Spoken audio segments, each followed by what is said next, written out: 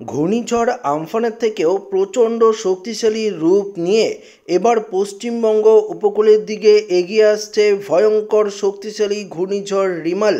ইতিমধ্যেই এই ঘূর্ণিঝড়কে নিয়ে একটি সতর্কবার্তাও জারি করেছে আলিপুর আবহাওয়া দপ্তর। বন্ধুরা, এই মুহূর্তে ঠিক ঘূর্ণিঝড়টি কোথায় রয়েছে, পশ্চিমবঙ্গ এবং বাংলাদেশ উপকূলে এই ঘূর্ণিঝড় ঠিক কখন আঘাত হানতে চলেছে, এই ঘূর্ণিঝড়কে নিয়ে আলিপুর আবহাওয়া দপ্তরই বা কী জানালো, সমস্ত কিছু আপনাদেরকে এই ভিডিওটিতে একদম লাইভ আপডেটেড ডিটেলসেই জানিয়ে দেব। তো ভিডিওটি শুরু করার আগে আপনাদের কাছে ছোট্ট একটি রিকোয়েস্ট রইল, নতুন হয়ে থাকলে অবশ্যই চ্যানেলটিকে সাবস্ক্রাইব করবেন এবং পাশের দেওয়া বেল আইকনটিকেও প্রেস করবেন এই ধরনের লেটেস্ট ভিডিওর আপডেটগুলো সর্বপ্রথম সবার আগে পাওয়ার জন্য। তো বন্ধুরা, সরাসরি আপনারা দেখতে পাচ্ছেন যে বঙ্গোপসাগরের অবস্থা। আলিপুর আবহাওয়া দপ্তর জানিয়ে দিয়েছিল যে 20 তারিখ থেকে 21 তারিখ নাগাদ বঙ্গোপসাগরে একটি ঘূর্ণিঝড়ের সিস্টেম তৈরি হতে পারে।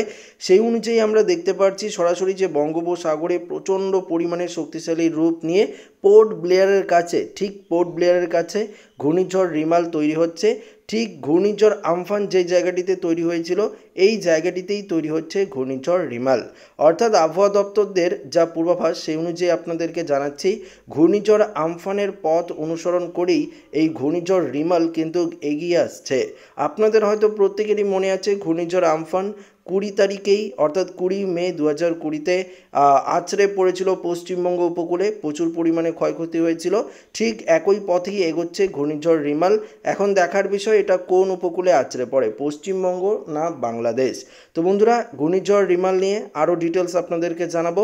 তার আগে আমরা দেখে নেব আজ অর্থাৎ 15 তারিখ বুধবার আবহাওয়ার ঠিক কী পরিবর্তন রয়েছে, বৃষ্টিপাতের সম্ভাবনা রয়েছে কিনা।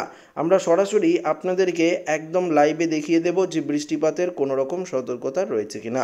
এই মুহূর্তে যদি আমরা দেখি কোনো রকম বৃষ্টিপাতের সতর্কতা পশ্চিমবঙ্গের দক্ষিণ থেকে উত্তর কোথাও নেই, এমনকি বাংলাদেশ ত্রিপুরার দিকেও বৃষ্টিপাতের কোনো রকম সতর্কতা আমরা দেখতে পাচ্ছি না। তাহলে বৃষ্টিপাতের অ্যালার্ট কখন রয়েছে, বিকেলের দিকে যদি আমরা একটু দেখি তাহলে আপনারা দেখতে পারবেন বিকেলের দিকে যদি আমরা দেখি তাহলে দেখতে পাচ্ছি যে বিকেলের দিকেও আবহাওয়ার কোনো রকম পরিবর্তনই নেই, অর্থাৎ বৃষ্টিপাতের সতর্কবার্তা একদম নেই। অর্থাৎ পশ্চিমবঙ্গের দক্ষিণ থেকে উত্তর সর্বত্র আমরা দেখতে পাচ্ছি আকাশ পরিষ্কার। শুধুমাত্র বিকেলের দিকে যেটা বৃষ্টিপাতের সম্ভাবনা রয়েছে সেটা হচ্ছে উত্তরবঙ্গের দিকে, অর্থাৎ দার্জিলিং কালিম্পং থেকে শুরু করে আলিপুরদুয়ার সংলগ্ন বেশ কয়েকটি জায়গায় একটা হালকা মাঝারি বৃষ্টিপাতের সতর্কতা থাকছে। তাছাড়া আমরা যদি দেখি এদিকে শিলংয়ের দিকে কিছুটা বৃষ্টি, তাছাড়া অসম থেকে শুরু করে বাংলাদেশ থেকে শুরু করে ত্রিপুরা সমস্ত জায়গায় আকাশ কিন্তু আজকে পরিষ্কারই রয়েছে, কোনো রকম বৃষ্টিপাতের সম্ভাবনা নেই। উল্টে তাপমাত্রার পারদ আরও 1 থেকে 2 ডিগ্রি সেলসিয়াস বাড়ার সম্ভাবনা রয়েছে। তাহলে বৃষ্টিপাতের সম্ভাবনা কবে থাকছে, আগামীকালও সেভাবে বৃষ্টিপাতের অ্যালার্ট নেই, বৃষ্টিপাতের সম্ভাবনা থাকছে 18 থেকে 19 তারিখ নাগাদ। 18 থেকে 19 তারিখে আমরা যদি দেখতে পাচ্ছেন 18 তারিখে বাংলাদেশের ঢাকা থেকে শুরু করে কুমিল্লা, সিলেট বিভাগ, ময়মনসিংহ দিকে বৃষ্টি থাকছে। উত্তরবঙ্গের আলিপুরদুয়ার, কোচবিহারে একটু ভারী লেভেলের বৃষ্টি হতে পারে। অন্যদিকে অসমের গোয়ালপাড়া, তেজপাড়া, হোজাই, ডিমাপুর, জোরহাট দেখতে পাচ্ছেন তেজপুর, ডিব্রুগড় সমস্ত জায়গায় আমরা বৃষ্টিপাত 18 তারিখে লক্ষ্য করতে পারছি। এবং এই বৃষ্টিপাত 18 তারিখ নয় 19 তারিখে আরও কিছুটা বাড়তে পারে। 19 তারিখ বাংলাদেশের সিলেটে, অসমের দিকে এবং উত্তরবঙ্গে একটু ভারী লেভেলের বৃষ্টিপাত চলবে, কেননা একটি ঘূর্ণাবর্ত তখন আমাদের পশ্চিমবঙ্গের দিকে অবস্থান করবে।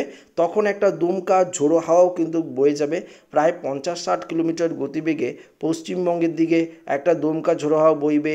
বাংলাদেশ অসমের দিকেও কিন্তু একটা ভয়ঙ্কর ঝড় বৃষ্টির সম্ভাবনা আমরা দেখতে পাচ্ছি 18 তারিখ থেকে 19 তারিখ নাগাদ। এবং 20 তারিখে আরও ভারী লেভেলের বৃষ্টিপাতের সম্ভাবনা থাকছে, তখন ঘূর্ণাবর্তটি আরও শক্তিশালী রূপ নিতে পারে।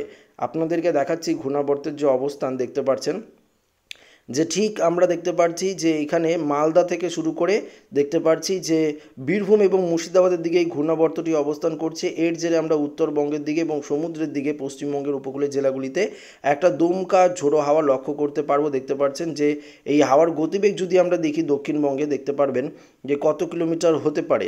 যদি আমরা ঝাড়গ্রামের দিকে দেখি, বললাম আপনাদেরকে 50-60 কিলোমিটার, দেখতেই পাচ্ছেন যে 50 থেকে 60 কিলোমিটার গতিবেগে একটা ঝোড়ো হাওয়া বইবে। সমস্ত পশ্চিমবঙ্গের দক্ষিণের জেলাগুলিতে কিন্তু এই ঝোড়ো হাওয়ার দাপট থাকবে। বাংলাদেশের দিকেও থাকছে, শুধু পশ্চিমবঙ্গ নয়, বাংলাদেশের দিকেও ওই ঝোড়ো হাওয়ার দাপট কিন্তু থাকছে। তো বুঝতেই পারছেন আগামী কয়েকদিন তাপমাত্রা ঊর্ধ্বমুখী থাকলেও সেই দমকা ঝোড়ো হাওয়া থাকছে, সঙ্গে একটি ঘূর্ণাবর্তের জেরে এই বৃষ্টিপাত আবারও শুরু হবে দক্ষিণবঙ্গের জেলায় জেলায়। তারপর তো ঘূর্ণিঝড়ের সম্ভাবনা থাকছেই, যেটি ক্রমশ পশ্চিমবঙ্গ এবং বাংলাদেশ উপকূলের দিকে এগিয়ে আসছে। তবে আপনাদেরকে জানিয়ে দিই তাপমাত্রা আজকে কত ডিগ্রি সেলসিয়াস তাপমাত্রা থাকতে পারে। একটু তাড়াতাড়ি যদি জানিয়ে দিই তাহলে আপনাদের ভালো হবে, বিশেষ করে কোন কোন জায়গায় তাপমাত্রার অ্যালার্ট থাকছে। অন্যদিকে যদি আমরা দেখি পুরুলিয়াতে আজকে প্রায় 39 ডিগ্রি সেলসিয়াস তাপমাত্রায় পৌঁছে যাবে। বাঁকুড়া, পুরুলিয়া, বলরামপুর, জামশেদপুর এদিকে প্রায় 39 ডিগ্রি, ঝাড়গ্রামে 36-37 ডিগ্রি, কলকাতাতে 34 থেকে 35 ডিগ্রি, হাওড়া হুগলির দিকে তাই, নদিয়ার দিকেও তাই, মুর্শিদাবাদ এদিকে বীরভূমের দিকেও 36-37 ডিগ্রি, মালদাতে 36 ডিগ্রি, দিনাজপুরে 35।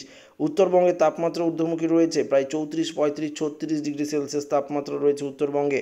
অসমের দিকেও দেখতে পাচ্ছি আমরা তাপমাত্রা প্রায় 34-35 ডিগ্রি সেলসিয়াসের মধ্যে রয়েছে। বাংলাদেশের সিলেটেও আমরা দেখতে পাচ্ছি, সিলেট, কাশপিয়া, ঢাকায় 34-35 ডিগ্রি রয়েছে। ফরিদগঞ্জ, মতিরহাট, কুমিল্লা সমস্ত জায়গায় বাংলাদেশেও আমরা 34-35 ডিগ্রি সেলসিয়াস তাপমাত্রা লক্ষ্য করতে পারছি। এমনকি ত্রিপুরাতে তাপমাত্রা 34 থেকে 35 ডিগ্রি সেলসিয়াসে দেখতে পাচ্ছি। তবে তো আজকে তাপমাত্রা বুঝতেই পারছেন এতটা রয়েছে, আগামীকাল যদি দেখেন 40 ডিগ্রি কিন্তু পৌঁছে যাবে। আগামীকাল তাপমাত্রা 40 ডিগ্রির কাছাকাছি কিন্তু পৌঁছে যাবে, আজকেই কাছাকাছি পৌঁছে যাবে, আগামীকাল তাপমাত্রা 40 ডিগ্রি থাকবে। তারপর পরশু শুক্রবার দিন যদি দেখি, বাঁকুড়ায় 42 ডিগ্রি, পুরুলিয়াতে 42 ডিগ্রি, দুর্গাপুর এদিকে বীরভূম সাইডটাতে দেখতে পাচ্ছেন 42, মুর্শিদাবাদও আবার সেম পরিস্থিতি। কয়েকদিন আগে বুঝতেই পারছিলেন যে কী পরিমাণে তাপমাত্রা ছিল, সেই তাপমাত্রা আবারও কিন্তু কামব্যাক করছে। অর্থাৎ আগামীকাল এবং পরশু আবারও কিন্তু তাপপ্রবাহ সতর্কবার্তা চলবে। পাশাপাশি 18 তারিখেও একটা ভয়ঙ্কর তাপমাত্রা থাকবে, তবু বেশ কিছু জায়গায় স্বস্তির আবহাওয়া থাকছে। পাশাপাশি 19 তারিখেও কিন্তু আমরা তাপমাত্রা সতর্কতা দেখব, পাশাপাশি কয়েকটি জায়গায় স্বস্তির বৃষ্টিও কিন্তু হতে পারে। তো বুঝতেই পারছেন একদিকে ঘূর্ণিঝড়ের সম্ভাবনা আর অন্যদিকে উল্টে তাপমাত্রা বেড়ে যাচ্ছে। তো দুইয়ের পরিস্থিতিতে নাজেহাল অবস্থা হবে গোটা বঙ্গবাসীর। পাশাপাশি ঘূর্ণিঝড় রেমাল নিয়ে যেটা আপনাদেরকে বললাম যে পশ্চিমবঙ্গ এবং বাংলাদেশ উপকূলে বিশেষ করে এই ঘূর্ণিঝড় আঘাত আনতে পারে, এমনটাই আবহাওয়া দপ্তরের পূর্বাভাস। এখন দেখার বিষয়, এখনও 20 তারিখ আসতে দেরি রয়েছে। আজকে সবে মাত্র 15 তারিখ, 20 তারিখ আসুক তারপরে বোঝা যাবে। তার আগে তো আমরা আপডেটগুলো দিয়েই যাচ্ছি আপনাদেরকে। ঠিক 20 তারিখে বোঝা যাবে যে ঘূর্ণিঝড়ের সিস্টেমটি ঠিক কোন দিকে যাচ্ছে। তার আগে যদি আমরা পারি অবশ্যই আপনাদেরকে জানিয়ে দেবো। তো এই আপডেটটা এখানেই শেষ করছি। ভালো লাগলে লাইক করবেন, ওদের সাথে শেয়ার করবেন, নতুন হয়ে থাকলে চ্যানেলটিকে সাবস্ক্রাইব করে নেবেন। ধন্যবাদ।